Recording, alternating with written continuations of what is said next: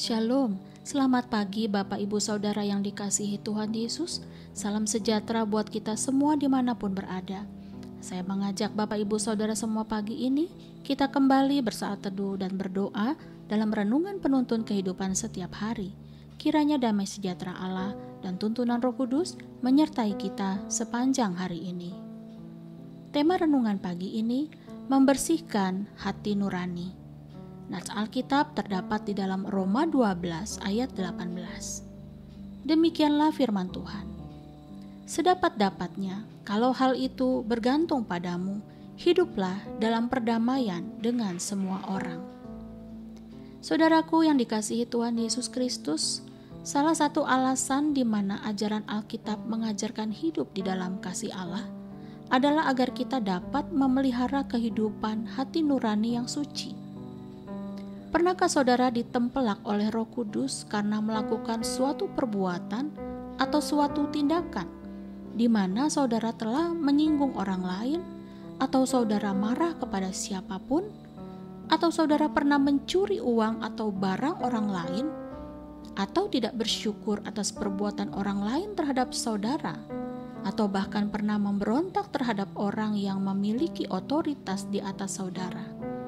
Dan Roh Kudus mengingatkan dan ingin agar saudara mengambil tanggung jawab, mencari pengampunan dan memberikan ganti rugi untuk memperbaiki keadaan dengan orang yang telah saudara sakiti. Tahukah saudara, ketika kita mampu merasakan hal ini di hati nurani kita, ini berarti hati nurani kita sehat. Karena hati nurani yang sehat dapat membedakan antara yang baik dan yang jahat.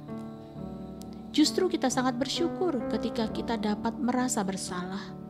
Kita akan mendapatkan hati nurani yang bersih ketika dosa-dosa kita diampuni dan konsekuensi yang menyertainya diselesaikan melalui pertobatan yang sejati.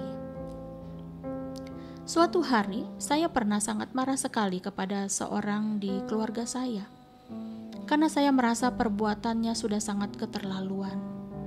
Dan saya merasa akan sangat baik kalau saya marah dan menegur dia dengan keras. Saya pikir tadinya ini suara dari Roh Kudus, karena dia membangun pikiran saya yang seolah-olah berkata, "Kamu gak salah kalau kamu marah. Bukankah kamu juga hamba Tuhan? Hamba Tuhan boleh marah, karena Yesus pun pernah marah." Nah saudaraku, beberapa waktu setelah itu, Roh Kudus berbicara di dalam hati nurani saya. Dia mengutip Amsal 14 ayat 17. Siapa lekas naik darah berlaku bodoh, tetapi orang yang bijaksana bersabar. Saudaraku, Roh Kudus tahu saya marah karena terbakar letupan emosi terhadap saudara saya.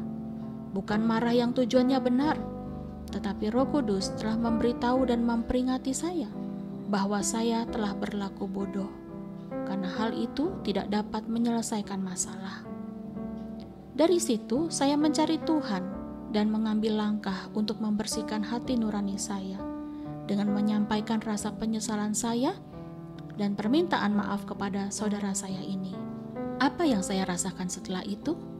Damai sejahtera surga memenuhi jiwa saya. Saudaraku, ketika kita bersedia membersihkan hati nurani, memang dibutuhkan usaha dan kerendahan hati. Tetapi itulah fondasi yang kuat untuk kehidupan Kristen yang berintegritas. Dalam Kisah Para Rasul 24 ayat 16, Rasul Paulus berkata, "Sebab itu aku senantiasa berusaha untuk hidup dengan hati nurani yang murni di hadapan Allah dan manusia." Perhatikanlah bahwa Rasul Paulus menekankan kata "aku senantiasa berusaha" adalah mengandung pengertian bahwa hati nurani kita harus dipelihara dengan benar, benar di hadapan Allah dan juga benar di hadapan manusia. Karena kita harus memiliki kasih terhadap sesama manusia. Waktu kita patuh terhadap suara Roh Kudus, sebetulnya Tuhan sedang mengajar kita untuk senantiasa memiliki hati nurani yang bersih, yaitu memiliki hati yang suci. Karena berbahagialah orang yang suci hatinya, karena mereka akan melihat Allah. Amin. Mari kita berdoa. Tuhan Yesus, kami mengucap syukur karena pagi ini kami diingatkan Tuhan untuk memelihara hati nurani yang bersih. Seringkali kami kurang menyadari bahwa tindakan kami, cara bicara kami, membuat orang lain tersakiti juga. Dan kami merasa apa yang kami lakukan sudah benar. Bapa, mampukan kami untuk menjadi lembut hati ketika suara Roh Kudus-Mu menegur dan menyingkapkan kesalahan kami, agar dengan begitu kami terhindar dari hati nurani yang cemar.